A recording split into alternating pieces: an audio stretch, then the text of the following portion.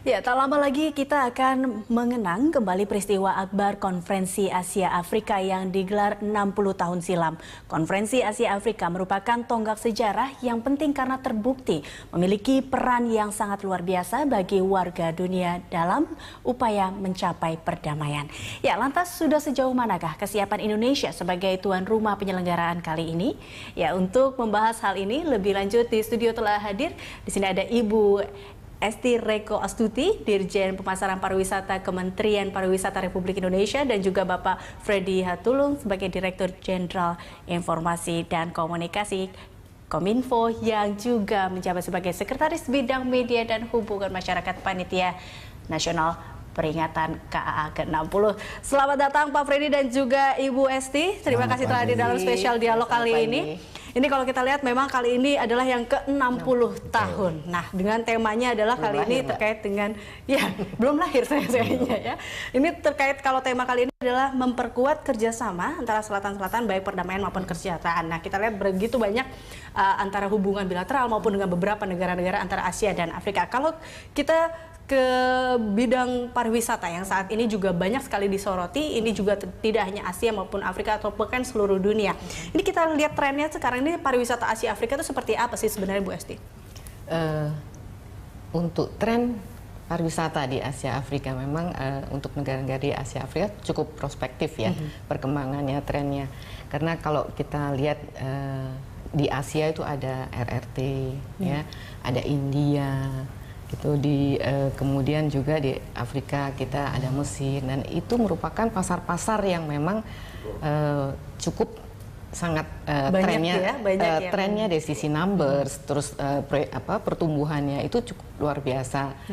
Seperti contoh nih RRT itu outboundnya sendiri sekitar 100 juta lebih, dan kunjungan ke kita itu cukup besar. Tahun lalu kita dapat sekitar hampir 1.900.000-an something gitu, 900.000 something. Nah, kenaikannya pun juga luar biasa sampai sekitar 41% di Januari Februari ini, 41% lebih.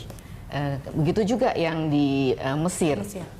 Mesir itu masuk di Afrika, dan ini malah justru dari Januari Februari itu trennya luar biasa sampai 50% lebih, hampir 51 sekian, 51,6% kenaikan, dan itu luar biasa walaupun dari sisi numbers. Jadi trennya untuk Asia Afrika, pasar-pasar ini memang luar biasa, cukup prospektif. Dan kalau kita lihat memang untuk pariwisata kedua benua ini baik Asia maupun Afrika ini kan memiliki ciri khas yang berbeda ya antara keduanya, sehingga ini menjadi daya tarik kalau mau ke daerah-daerah yang seperti apa pilihnya benua ini, dan tentunya Asia juga berbeda.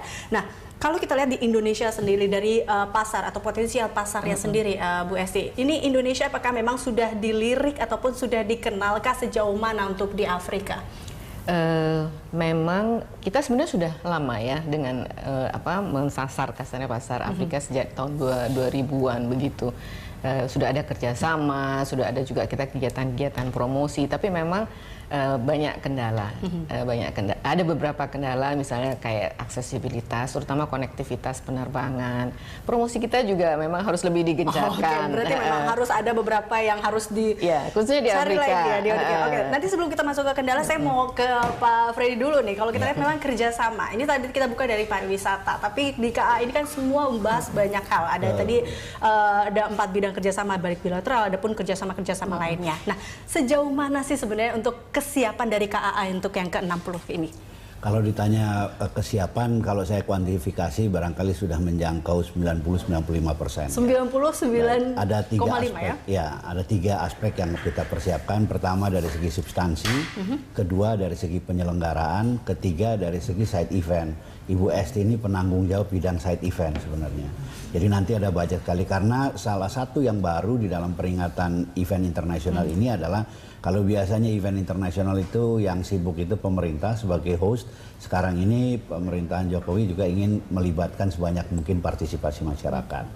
Nah, kalau dari segi substansi ini sudah menjangkau kira-kira hampir 100%. Ini dikoordinasikan oleh Kementerian Luar Negeri. Akan ada 3 dokumen yang akan dihasilkan sebagai output daripada peringatan ke-60 Konferensi Asia Afrika. Yang pertama yang disebut dengan Bandung Message atau pesan Bandung. Intinya di dalam pesan Bandung ini adalah kita ingin memperkuat solidaritas kerjasama di bidang politik, di bidang ekonomi, di bidang sosial budaya antara Asia dan Afrika. Kenapa ini penting? Sebagaimana Elisa tahu bahwa pada saat ini Asia boleh dikatakan sebagai sumber pertumbuhan ekonomi dunia, dan Afrika kita sebut sebagai the continent of hope, karena masa depan Afrika kelihatan akan sangat signifikan dalam perjalanan dunia.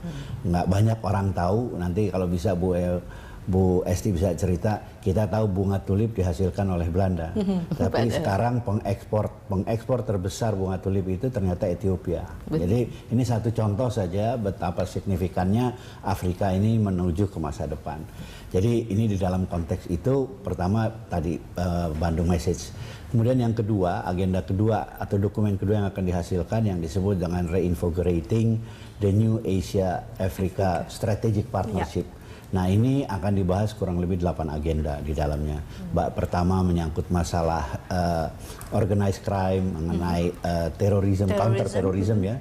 Kemudian yang ketiga mengenai food security, mengenai energy security, mengenai gender empowerment, mengenai kerjasama di bidang pendidikan dan lain sebagainya. Ini adalah isu-isu yang akan juga dibahas di bawah dokumen kedua. Nah dokumen ketiga yang barangkali nanti menjadi puncak hasil daripada peringatan ke-60 Asia Afrika ini adalah pengakuan terhadap berdirinya negara Palestina. Nah ini juga sekarang sudah digodok, kita harapkan dalam senior official meeting tanggal 19 nanti, dan kemudian bisa direkomendasikan di dalam ministerial meeting tanggal 20, dan puncaknya tanggal 22-23 Head of State Meetings akan mengeluarkan ketiga dokumen tersebut sebagai kesepakatan. Dan berarti kalau kita lihat ini, bisakah kita katakan bahwa fokus utamanya ini lebih kepada yang terakhir tadi, yang kemerdekaan Palestina seperti itu, atau lebih ke semuanya? Sebenarnya equal. Ketiga dokumen ini mempunyai bobot yang sama. Bagaimana pentingnya Bandung Message dikaitkan dengan, jangan lupa tahun 55 kita menghasilkan Dasar-Sila Bandung. Ya, kesepakatan Bandung ini pertanyaannya apakah masih tetap relevan dengan kondisi sekarang ini? Ternyata kondisi tersebut masih tetap relevan, tapi dengan terjemahan yang berbeda. Kalau tahun 55 yang kita hadapi itu adalah kolonialisme dan imperialisme, maka pada saat ini musuhnya juga sama tapi berbeda bentuk. Bentuknya adalah musuh kita bersama adalah apa? Kemiskinan, kejahatan antar negara, terorisme atau drugs dan lain sebagainya.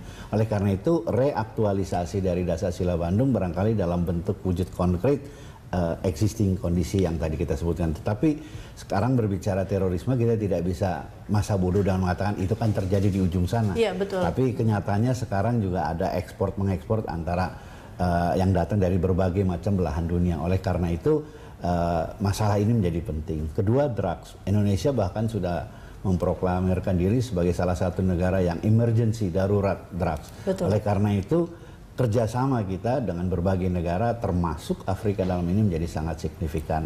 Nah belum lagi bicara food security, bicara energy security dan lain sebagainya. Sehingga ketiga dokumen ini bobotnya sebenarnya kurang lebih sama. Baik Pak Freddy dan juga Ibu Esti, kita akan lanjutkan perbincangan ini usai jeda, dan pemirsa Spesial Dialog akan kembali sesaat lagi.